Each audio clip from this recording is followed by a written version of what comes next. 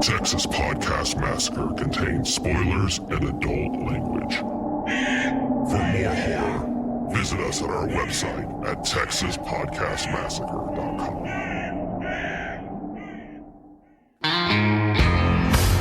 This is Texas Podcast Massacre. Welcome to another episode of Texas Podcast Massacre, coming to you from Houston, Texas. I'm your host, Mitch, and with me, as always, is my drive-in date, Nate. It's a bonus episode, Mitch. It is a bonus episode. So this will be a little bit of a little extra. We wanted to take some time to talk about one of the cooler things that's really come out in a while, Shudder's The Last Drive-In. It's not really the last one, but we'll get into that. Let's contain ourselves. But before we get into that, so Nate, did you watch it?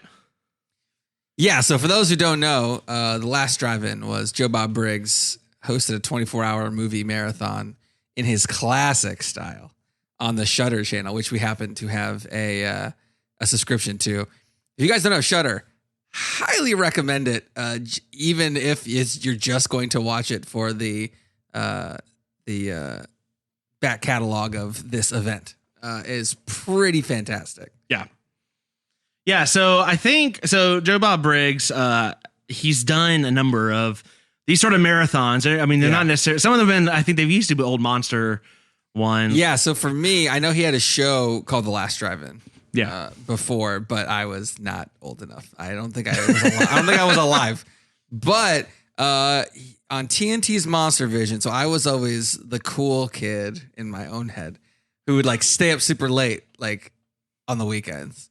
And so I think it was Friday night. I still do the same thing. So I guess I've always been awesome. But no, on Friday nights, I would watch Monster Vision when I was like maybe 10. Maybe a little bit less. And it was great. The style was awesome. I had relatives in Texas. This guy patterns himself as a Texan.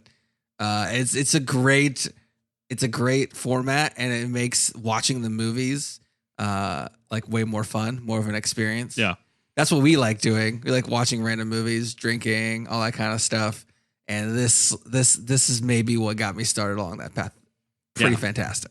See, I've never, I don't know that I've ever sat through an entire marathon, like especially for this stretch. This is a 24-hour. You're saying with a small child, you're not doing 24-hour movie marathon. No. Wuss. I know. I know that's a shock to you. No, but so I remember like Elvira doing her. Sure, Elvira is a classic. Yeah. What were were there any other ones besides those two? I'm trying to think of for horror. Yeah, or for anything, but because I know I watch all the Mystery Science Theater 3000s. That's what. Okay, of course. Which is now Riff Tracks, effectively. Yeah. I watched Elvira. Those are the main ones. I don't know that I saw a lot of Joe Bob Briggs. I knew who he. I was aware of. As a little kid, I was so weird. I did watch a lot of Turner Classic Movies. I believe that they had marathons. I don't remember the people's names. Yeah. There was like one where they cooked. Oh shit, I can't remember the name of that. These two people, like comedians, like cooked. And then there was movies, and they would cook in between the movies. I know what you're talking about. I forgot that one. I know what you're talking about, because it was like on Saturdays where they'd make some specific meal based on the film. Oh, that is, I'm a little sad we don't remember that. If you know who that is, let us know. Oh, I'm looking it up. I'm not gonna wait for that shit. You better let us know pronto. Very quick. Yeah, you need to go back in time and let us know. No, I don't want Bradley Cooper's burnt. God damn it. God damn it, internet. You're the worst. I got nothing. Dinner and a movie. That's what it's called. I remembered it. Yes. Dinner and a movie. Yes. Nice. Got it. So but those kind of shows are great, and it hasn't happened in a long time. All those shows kind of ended in the like early 2000s. Well, I'll tell you now, so with Joe Bob Briggs, I think as a child, I probably would not have appreciated. I don't know that I would have appreciated, I think, his style the way I did watching Shudder. This newest one. Like, I think if I had seen this when I was younger, I mean, Elvira kind of had the personality. She had her character. Yeah. And I think that's a difference. Mitch put up 2 hands when he said character. Yeah. Glad Lisa's not on this episode. Freudian slip on that one. Well, yeah, it's part of it. But no, so I love this. So when this came on the 13th, I was ready. It's in my recliner, had some popcorn, had a couple drinks, and I got through about 4 movies. I was up till I think it was almost light out. Yeah, and it was great. With a child, as you can imagine, it's a little harder to do a 24-hour stretch of anything, much less it's hard to do an hour stretch of anything. Yeah. So I'm kind of slogging my way through it. I've seen some of the movies. I'm curious to see what he adds in. I'm more interested in some of the older ones. So let's talk about some of the movies that he's done. First off, let's go in order. Rich, oh yeah, because I know you must have felt like someone. I put my hands in the air triumphantly when I saw first movie. Unsuspecting victim Liz and David would not have been thrilled. You start because look, this guy hasn't done this show in quite some time. Yeah. I think he goes to festivals and horror conventions and does this, but this is his first time on TV. So you got to start strong, Mitch. You got to start with the fire. And that fire was Tourist Trap. And he gushed over how underrated this movie was. Oh. And I was like, well, I'm locked in for life on this. Well, and I loved the score. He even said if you asked a horror fan to name his favorite horror film of 1979, probably not going to say Tourist Trap. Fairly Alien. Oh yeah. Other than that, I could just as soon as I saw that was the first movie, I could just envision you sitting at your house, just arms pumping in the air, Jersey Shore style. Like this. Just I would like this. Hallelujah. I was in a recliner. It was great. Oh man. Oh, it was so good. Yeah. It adds something a little. So Lisa has watched a little bit of this version, and I think she kind of said this, and I put this out there for other people who are not maybe a little like Lisa, a little less horror or more horror-verse. It gives you breaks because he's going to come in during the movie and give you some little tidbits. His humor is pretty good about it. Folksy. Folksy I think it helps break it up without it being but also sleazy a little bit. Yeah. But without it being like we're making fun of the entire movie where it takes away any of the sting from it. You're still he's clearly a huge horror fan with a lot of knowledge about horror movies. Yeah. I went back and actually watched some of his old interviews. We recently did They Live. Yeah. And we were a little down on it because I'd never seen it before, but I watched the interview with Roddy Piper and I was feeling, I feel like I want to watch it again because it was just like, talking about horror, talking about John Carpenter, making jokes. Everyone was game. They keep the interviews happen over multiple periods of time. Yeah. And it's always great when they get the people in the studio talking about the movie, getting the instant reaction, like for what they just saw. It's so great. Yeah. I mean, what I love about this, he does a little something kind of like you do, where it's almost like a Nate's Facts, but it's what does he call it? Do you remember? It's the Drive-In Totals. Drive-In Totals. Yeah. He kind of goes off on his own script talking about the movies because he has almost encyclopedic knowledge of these. Yeah, some of my favorite for this movie, the Drive-In Totals: 6 dead bodies, no breasts, 1 dead Jeep, zombie mannequins. He did not like the no breasts. Because there was skinny dipping, and he's like 3 like teenage girls skinny dipping or young 20s. Where are the breasts? I love it. That's a violation of rule number 2. Yeah. Where are these rules, you may ask? Who the fuck knows? Who knows? But my favorite is the adding a foo on everything. Oh, the hatchet foo. Shotgun foo. Shotgun foo. There's all classics. I need to start using that. I used a lot of pun foo, and I need to really start throwing that out there. For sure. I particularly enjoyed bimbo dunking. Those are 2 words when put together. Yeah, bimbo dunking. Sort of like certain shots or drinks when 2 good ingredients are mixed together and makes it even better. Like it's more than just a 1+1 effect, right? Yeah, it's like a 1 + 1 = 3. That's what bimbo dunking is. There's intangibles. Yeah, bimbo dunking that you don't get separately. So I loved it. he just has some of the phrases, some of the lines. I mean, even in the first opening, I mean, this guy rambles. Oh, he's a rambler. Again, I love this guy. Maybe because I'm kind of like this. Oh yeah, he would fit in well in this studio. One of my favorite quotes was when he's talking about an old movie about a cicada raping this woman. Yeah, and he goes, "Well, we called him Katie Dids. Well, anyway, she got Katie diddled, and Katie diddled." And that's something good. about that's that wordplay that I very much appreciate. Yeah. I can't stand to see a grown man beg, but if you give me $200, if you give me $200, I'm pretty much in. Yep. I'll pretty much do anything. I was like, And one of the things, he was very irreverent towards Shudder. He's like, it's Shudder. We could just keep going. No one cares. Like, he's like, yes, this is so great. Yeah. What I really enjoyed, though, in the next movie, the second movie, Sleepaway Camp. Not gonna give it away or do anything. Talk about this movie because this is a future episode. But the main lead of Sleepaway Camp, she was in the studio getting the reactions. I mean, this was this actress's first movie, and it's been around for over 30 years, and was just gushing, and they were talking and interviewing about it. It's just a great format to just get the instant reaction. Yeah. You know what I mean? It's almost like a director's commentary, but it's like funny and good. And like, it doesn't care if you make fun of the movie some. It was awesome. Yeah. I love it. I want to move past this one a little bit because I think when we do our Sleepaway Camp, I think we'll try to work in some of the comments from this particular viewing. We could do the drive-in totals as a drop. That'd be hilarious. Yeah, we might do that. So we move into David Cronenberg's Rabid is the third movie. Yeah. I don't know that I'd seen this movie before. Oh, okay. I'm aware of David Cronenberg. I've seen, but just go watch The Brood. I mean, no offense to Rabid, but go watch The Brood. Yeah. So there was The Prowler. Yeah, that one is. So truthfully, I'm bouncing around a little bit. I'm not watching them in order. I watched the first. I think I watched the first four. Well, let me ask you this. So, did you watch them in order? I watched them live. I watched them on the show on TV. Yeah. So, do you think this is something you need to watch for people who haven't watched it all yet? No. You can bounce around. There's not a whole lot of. Although it is pretty hilarious toward the end. He's like, I'm so tired. Like, what's happening? Like, we're going all night. He just keeps like mentioning stuff. It's pretty great. The Prowler, God, I hadn't watched that in a while. That's pretty fantastic. A lot of stabbing in the throat.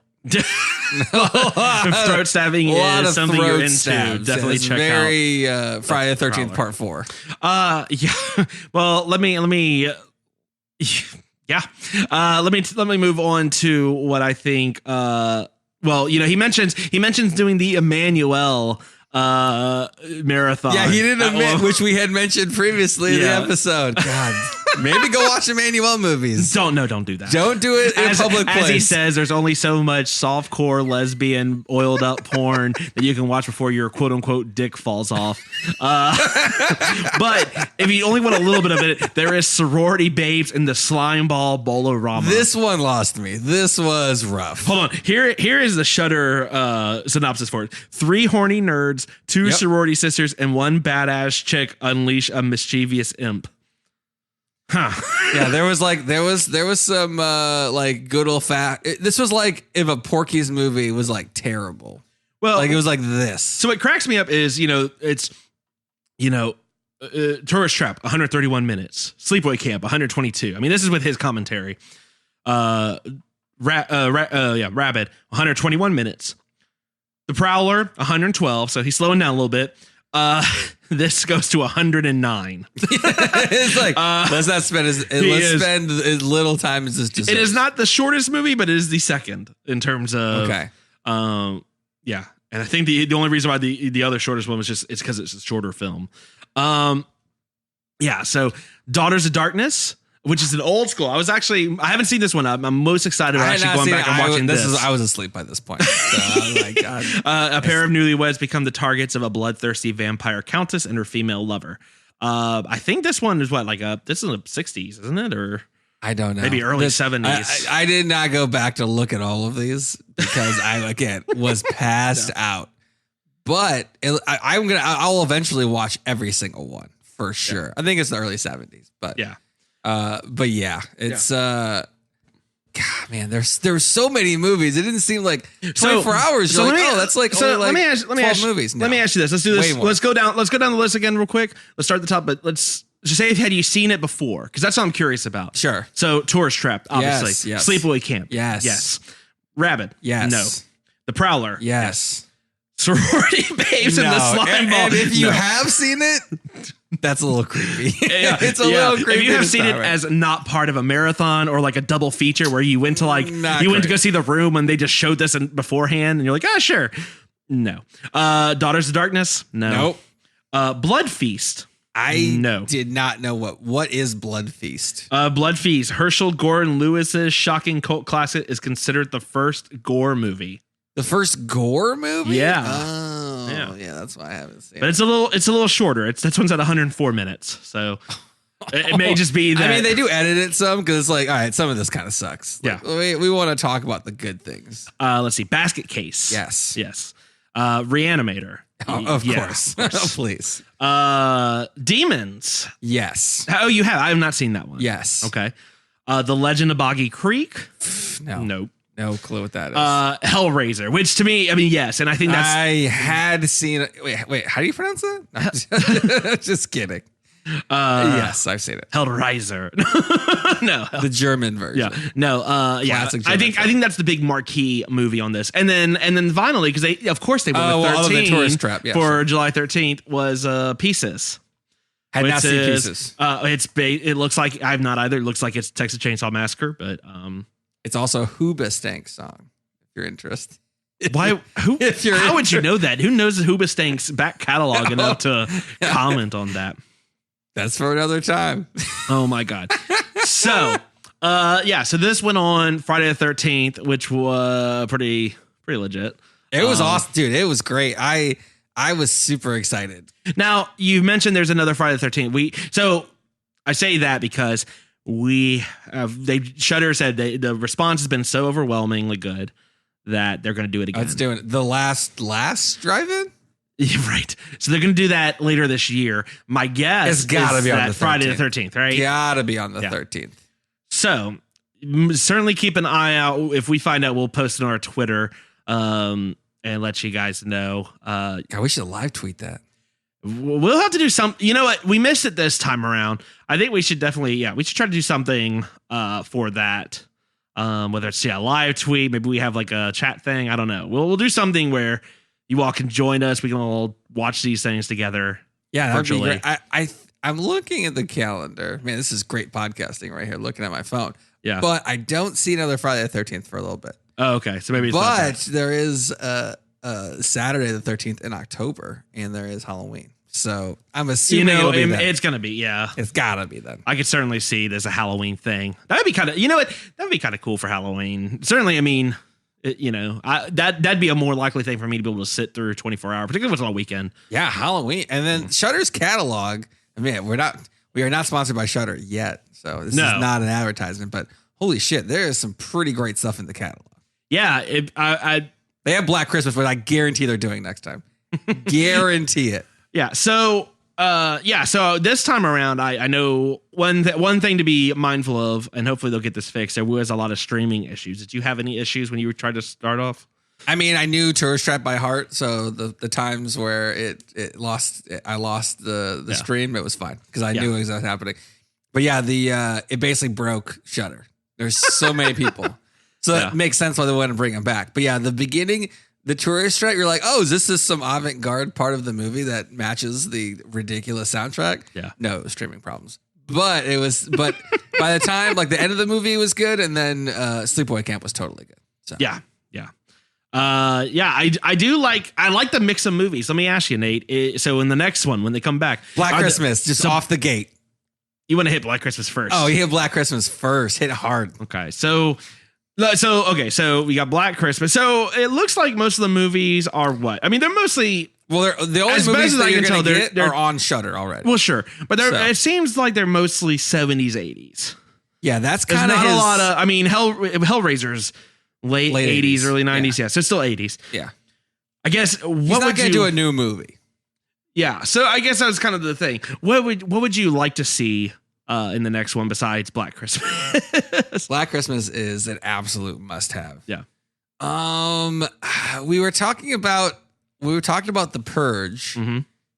We also mentioned the Uncle Sam movie. Oh God, I would love that. What, Uncle Sam? Do the Uncle Sam movie. Not Thanksgiving or with this Texan dude, whatever. Yeah. I could see a lot of good overlap. If he's going to do a new movie, I would love for him to do like a Zombieverse. Honestly, I don't think it's on Shudder, but I would just, I mean, a creature feature like that that's a little more new, and particularly when it's tongue in cheek. I think it would fit the theme of the show. I would love to see him do. We always mention Grudge vs. Ring is on Shudder. Oh, yes. I imagine the reactions of that dude to a versus battle. What in Japanese, the hell? Japanese, two female Japanese ghost people going at it. That would be awesome. I would love. I don't think it's gonna happen, but it'd be great. No, I don't either. But yeah, I agree. I would like to see maybe something like that. I'm looking at some of the other movies that Shudder has. This is becoming a Shudder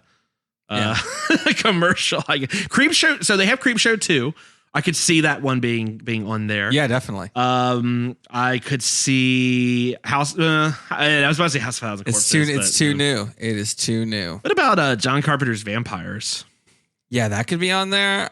Prom Night. Wolf Guy. Prom Night's a classic one. Yeah, that's right. Yeah. I mean, there's a lot to go there. And then there's always going to be your slime balls and the slime bowl-orama or whatever the hell the name of that garbage movie was. Yeah. There's going to be a lot of those that we do not know, which is great. It's great where you get to see it's kind of like Mystery Science Theater in a way where you get to see like, yeah, what the fuck were they doing there? Like that, he says that like in the middle, he goes, I don't know what the fuck just happened there. Like that was a cut, like directly a cut, like no pause. Just that was the first sentence. Like this is pretty great. Yeah. I'm excited. I think we'll have to do something special for that. So we don't want to we're not going to get into too many of the movies, obviously, because most of these will be future episodes for sure. I think, Nate, anything else you kind of wanted to say about? No, just go stream it. Go check it out. It's awesome. And go check out his old interviews from the Monster Vision. They are pretty fantastic. Ooh, actually, I kind of would like to see him do Battle Royale. I'm curious on his take, or Hobo with a Shotgun. Ooh, that would be great. Hobo with a Shotgun would also be. I hope they get like one modern one. I doubt they will. But I hope maybe they'll get Vampiros Lesbos as their sorority girl movie they have to do. They have to do. It's going to be like House on Sorority Row 7. Like that's going to be included somewhere in here. I don't know what number. Pick a number, Slumber Party Massacre, whatever. One of those or what was I'm guessing a one Lisa will never watch, Child Eater. That one. Don't think that one's probably going to make it. A little too much for her to stomach on that one. Or hell, baby. All right. Well, I think that'll wrap it up for this bonus episode. So make sure to check it out. If there's one that you liked, if there's one you want to talk about, Nate, where can they you can tweet us at TXPodMassacre. Check out our new revamped, awesome looking site at TexasPodcastMassacre.com. You can find us on Apple Podcasts, Stitcher, TuneinRadio, iHeartRadio, Google Podcasts, Spotify, and all the other podcast platforms. All right. Well, that'll wrap it up for this bonus episode. We will actually be back same time-ish next week. We got to work out the schedule, but we will be having special bonus episodes to talk about Castle Rock. Welcome to the Castle Rock. So, jeez, good God. You've been working on that. No, I haven't. I just thought of it right now, and that's the name of our series. We will be releasing those. So the first two episodes will come out later today. I think you get 3 up front. So our first episode, we'll talk about all 3 of those, or maybe a little bit longer. The rest will be short recaps each week. So we'll be kind of 1 week behind. We'll figure it out. We're going to work it out. Moral of the story, get Hulu. Yeah, get Hulu, watch them so you can chat with us, talk about it. We may do some live tweeting here and there on it, so keep your eyes peeled on our Twitter account. Can you live tweet streaming? Yeah, sure, why not? Okay. I mean, you just say we'll start at we're going to live tweet this at 8. Come join us, and then Okay. We live tweet our own damn schedule. No one tells me when to live tweet, mate. I didn't know the unwritten. You don't know rules me. Of live you tweets. Don't own this anyway. Thank you all so much for tuning in. From all of us here at Texas Podcast Massacre, thanks for tuning in, and just keep telling yourself it's only a movie. Good night.